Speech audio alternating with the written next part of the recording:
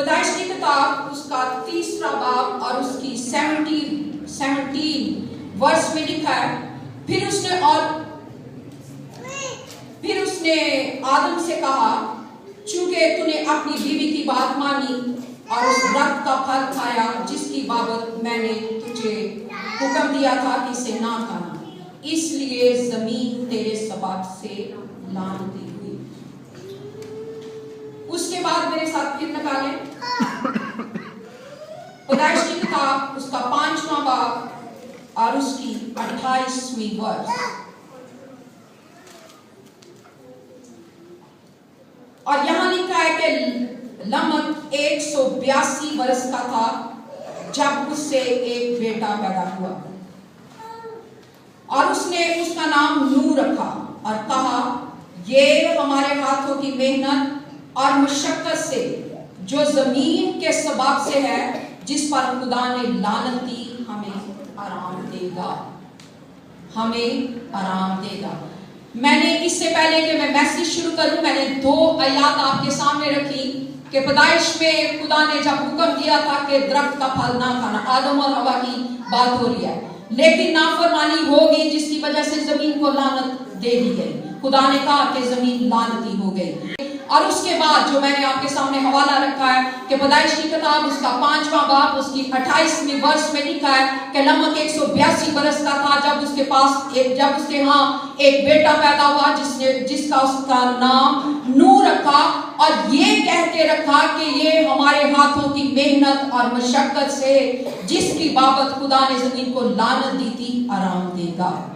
آمین آمین۔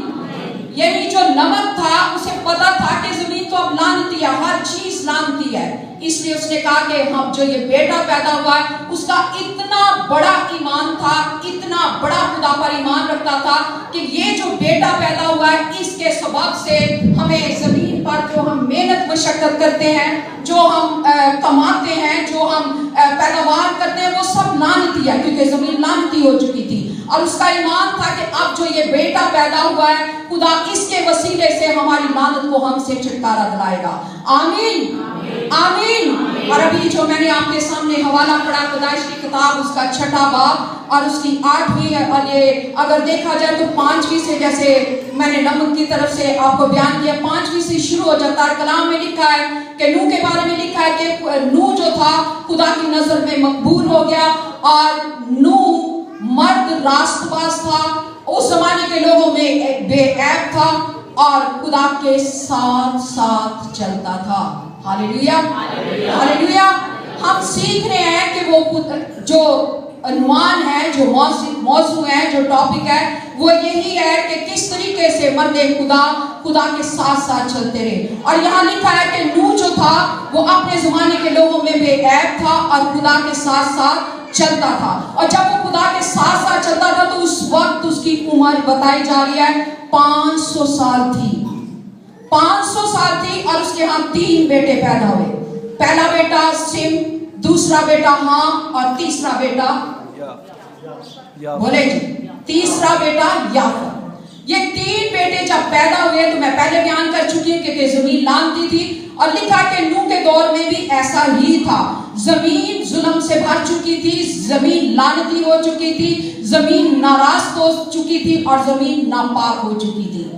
اور جب ایسے حالات تھے یعنی نوح کے دور میں، تو کلام میں لکھا کہ خدا نے نظر کی، پہلے نوح کے بارے میں بتایا کہ زمین لعنتی تھی، ظلم سے بھری ہوئی تھی، ناراض تھی۔ اس کے بعد بتایا گیا کہ خدا نے زمین پر نظر کی اور دیکھا کہ واقعی ہی زمین لعنتی ہو گئی ہے، ناراض ہو گئی ہے، ظلم سے بھر گئی ہے، اور انسان نے اپنا طریقہ کار بگاڑ لیا ہے، اور انسان نے اپنا طریقہ کار بگاڑ لیا ہے۔ اب یہ خدا نے بھی دیکھا اور نوح نے بھی دیکھا، اور اس کے بعد نوح اور خدا کی جو بات چیت ہو رہی ہے، اب وہ پھر اس کو ریپیٹ کرتا ہے۔ کلام میں لکھا ہے کہ خدا نے نوح سے کہا، چونکہ زمین ناراض ہو چکی ہے، زمین ظلم سے بھر چکی ہے، زمین میں ناپاکی آ گئی ہے، اس لیے خدا نے نوح کو استعمال کیا۔ خدا نے نوح سے کہا کہ تو اپنے لیے ایک گوبر کی لکڑی سے کشتی بنا، تو اپنے لیے ایک گوبر کی لکڑی سے کشتی بنا،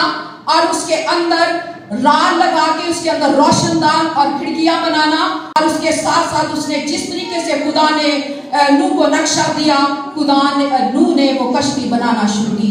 और इसके साथ साथ खुदा ने हुक्म दिया, क्योंकि जमीन की तमाम चीजें नापाक हो गई हैं, हर जानदार जिसकी नथों में जिंदगी का दम है, वो सब कुछ नापाक हो चुका है, सिवाय नूह और उसके खानदान के, सिवाय नूह और उसके खानदान के। अभी हम सीख रहे थे कि नूह खुदा के साथ साथ चलता रहा, और जो खुदा के साथ साथ चलता है खुदा की नजर में होता है। खुदा को पता था कि नूह जो मेरा बंदा है, रास्तबाज है, बेऐब है इस जमाने के लोगों में, उसमें कोई खता नहीं, इसलिए उसने नूह को चुना। आप अगर इमेजिन करें कि 500 साल का बुजुर्ग जब कश्ती तैयार कर रहा होगा, तो लोग जो बिगड़ चुके थे, जो जुल्म से भर चुके थे, जो नाराज थे, जिनके अंदर गंदगी कूट कूट कर भरी हुई थी, जो खुदा को भी तंग, जिनकी बलि से खुदा को भी बुरा लग रहा था, तो वो नूह को कितना मजाक करते होंगे, कहते होंगे बुढ़े का दिमाग खराब हो गया, बुढ़ा कभी ठोक ठकाई कर रहा है, कभी खिड़की बना रहा है, कभी कुछ कर रहा है, कभी कुछ कर रहा है, बड़े मजाक करते होंगे, बड़ा उसका ठट्ठा लगा होगा, यहाँ तक कि अपने रिश्तेदार भी उसको बुरा वाला कह रहे होंगे कि बाबे का दिमाग चल गया। लेकिन उन्हें ये नहीं पता कि बाबा जिस ईमान पे खड़ा है, नूह जिस ईमान पे खड़ा है, क्योंकि उसने खुदा के साथ साथ चलता था, अब भी उसे पता है कि जो खुदा ने मुझे ऑर्डर किया है, जो खुदा ने मुझे हुक्म दिया है, उसके मुताबिक वो अपने वादे को पूरा करेगा। Hallelujah, hallelujah. आइए जोरदार तालियां उसके जलाल के लिए बजाएं। और कलाम में लिखा है कि जब नूह ने कश्ती तैयार कर ली, तो खुदा फिर उससे हम कलाम हुआ। खुदा ने कहा, क्योंकि जमीन नाराज हो चुकी है, जमीन जुल्म से भर चुकी है, जमीन में हर जानदार, परिंदे, चरिंदे, चौपाए, मुआशी, इंसान, सब बशर जो है वो खुदा के साथ नहीं चलते, नाराज हो गए। इसलिए तू अपने खानदान में से अपने बेटों को, अपनी बेटियों को, अपने दामाद को, अपनी बहुओं को और हर पाक जोड़े को, यानी जमीन पर रेंगने वाले छुपाए जानवर, जहां हर किस्म का जो जिन्स है, उनमें से 2-2 जोड़े नापाक नर मादा अपने साथ ले जाना। और जिन्होंने फरमाबरदारी की, मैं मुख्तसर कहानी सुना रही हूँ, और जिन्होंने फरमाबरदारी की, नूह के साथ कश्ती के अंदर सवार हो गए। जब कश्ती बन गई तो नूह के साथ वो सब कश्ती में सवार हुए। और कलाम में लिखा है कि जब नूह कश्ती के अंदर चला गया, तो खुदा ने समंदर के बंधनों को तोड़ दिया। खुदा ने समंदर के बंधनों को, उसकी हदों को खत्म कर दिया कि चारों तरफ पानी फैल जाए, आसमान की खिड़कियों को भी खोल दिया। और जब समंदर और पानी और आसमान की खिड़कियों से पानी पानी ही बरसने लग पड़ा, हर तरफ पानी भी ही पानी आ गया। कलाम में लिखा है कि 40 दिन और 40 रात जो था वो मींह बरसता रहा, मूसलाधार बारिश होती रही। इतनी ज्यादा बारिश हुई कि दुनिया में जितने पहाड़ थे वो सब तकरीबन जो थे वो छुप गए, यानी पानी पहाड़ों से, बुलंद चोटियों से भी ऊपर चला गया। कश्ती बनाने के बाद अपने कुंभों के साथ, अपनी फैमिली के साथ, परिंदों के साथ, दरिंदों के साथ, जितने भी मुआशी थे यानी पाक, उनके साथ जब कश्ती में चला गया, तो समंदर, मैंने बताया है कि ठाठे माचती मोरे, हर तरफ सैलाब, हर तरफ पानी आ गया। और कलाम में लिखा है कि जितनी नाराजगी थी, जितनी गंदगी थी, जितना जुल्म था, हर सांस लेने वाला शख्स, जानदार, सब तबाह बर्बाद हो गए। खुदा ने सब सफाया कर दिया, खुदा ने सब कुछ खत्म कर दिया। और जब खत्म कर दिया तो कलाम में लिखा है कि जब ये सारा कुछ पाक और साफ हो गया, तो फिर जमीन जो थी वो सूख गई, पानी खत्म हो गया, आसमान की खिड़कियां बंद कर दी गई। वापस खुदा ने हुक्म दिया, समंदर अपनी हदूद में आ गया, और खुदा ने नूह से कहा बाहर निकल। Hallelujah, hallelujah. और जब नूह वापस कश्ती में से वापस आया, तो उसके साथ उसका खानदान, उसके बेटे, उसकी बहुएं, उसकी बीवी और हर नर मादा जो पाक थे वो बाहर निकल आए। और जब यहाँ मैं आपसे एक और बात शेयर करना चाहती हूँ, जब बाहर निकला, ये नहीं भाग के चलो चलो चलो अपनी जायदादों पे कब्जा करो, इधर भागो उधर भागो, उसने बिल्कुल ऐसे नहीं। कलाम में लिखा है कि जो ही नूह कश्ती से बाहर आया और उसने आकर एक मज़बा बनाया। उसने सबसे पहले निकलने के बाद एक मज़बा बनाया और मज़बे पर सोपनी कुर्बानियां पेश की।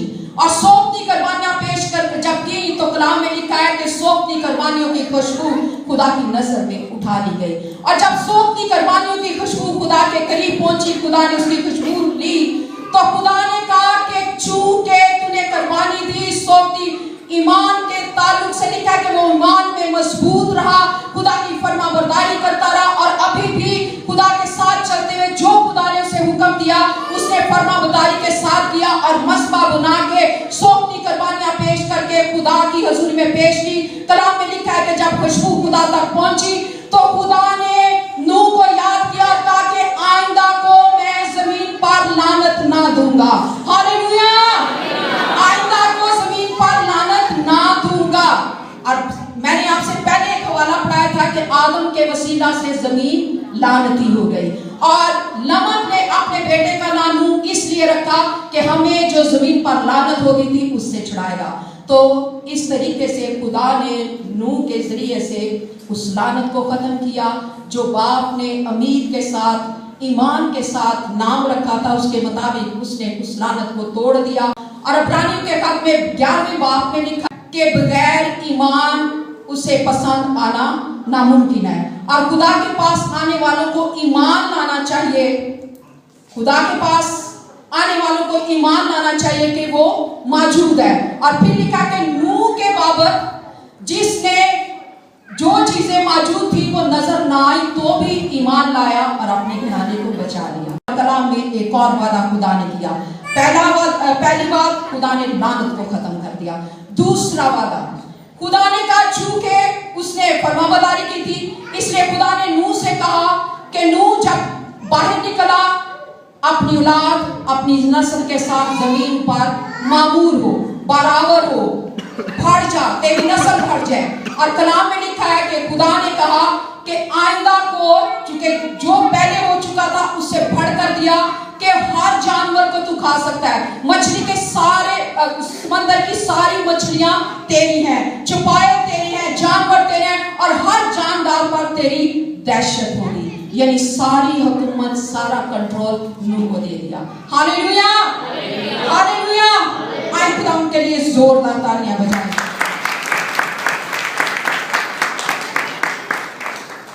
हमने देखा कि खुदा के कलाम में ये देखा कि नूह अपने जमाने के लोगों में बेऐब और खुदा के साथ साथ चलता था। जब हम खुदा के साथ चलते हैं तो खुदा हमारी निगरानी करता है, हमें सलाबों से, हमें परेशानियों से, हमें दुखों से, बीमारियों से वो छुड़ा लेता है। आप देखें जो सलाब से दुनिया तबाह बर्बाद हो गई थी, लेकिन खुदा ने अपने बरगज़ीदे नूह को, ना सिर्फ नूह को, उसकी नस्ल को, उसकी आइंदा नस्लों को भी बचा लिया। उसको कहा तू जमीन पर बढ़ और हर जानदार पर, हर एक एरिया पर तेरी हुकूमत होगी। हालेलुया।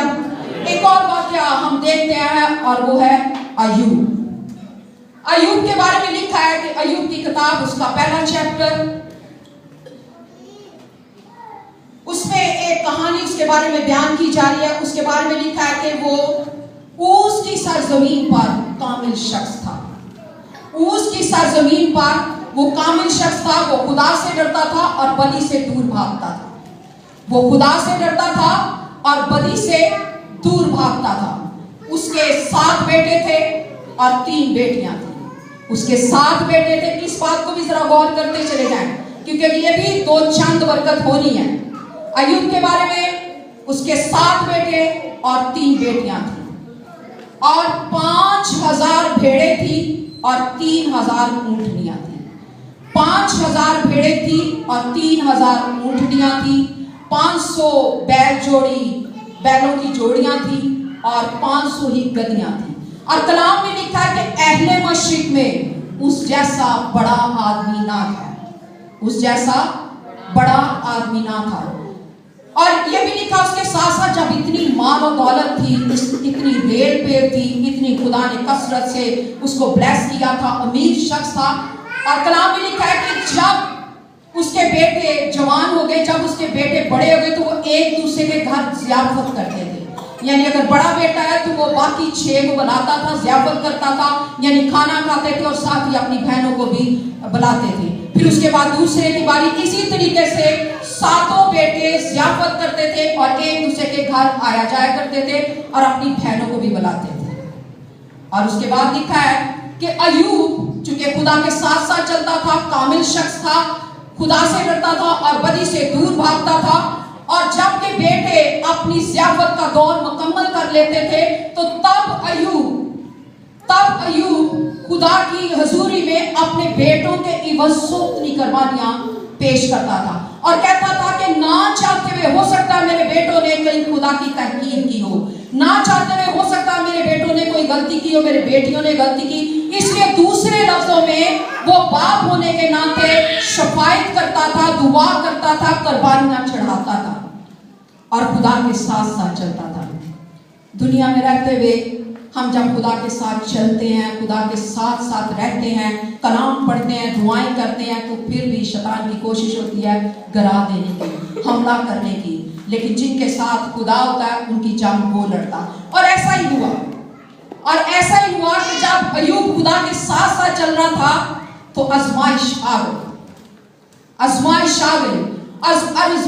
اس قسم کی آئی کہ اس کا تمام اہل خانہ، اس کے بیٹے بیٹیاں سب تباہ ہو گئے، جتنے مال مواشی ڈنگر کھیت جو کچھ اس کے پاس تھا وہ سب ختم ہو گیا، سب برباد ہو گیا۔